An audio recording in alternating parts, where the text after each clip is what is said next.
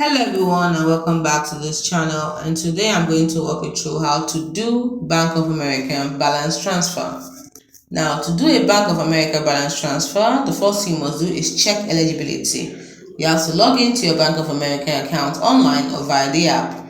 Look for balance transfer offers. You see it under credit cards or offers.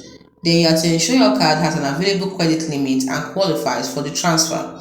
The second thing you need to do is to initiate the transfer. So how you do this is go to transfer and pay option, then select balance transfer. Enter the amount and the external card details, that is the issuer, the account number, and then you select the promotional APR offer if it's available. For example, 0% for 12 to 18 months. It's a promotional offer. Then the third thing you need to do is confirm and submit. Once you've reviewed the fee, it's typically between 3% to 5% of the transfer amount. Then you double check the due date and promotional terms. Double check it. Next, you have to submit the request or the transfer, and transfers usually take between 2 to 7 days. The fourth thing is the post-transfer tips.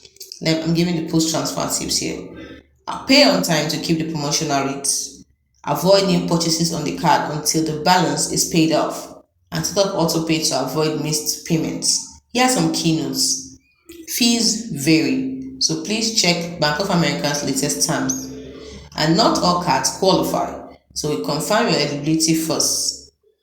Then we have some alternatives, so you can consider other banks if Bank of America's offers are not competitive enough for you. It takes between 5 minutes or less than 5 minutes to complete this whole process I just mentioned, and it is best for reducing interest on high-rate credit cards. Hope you found this video helpful.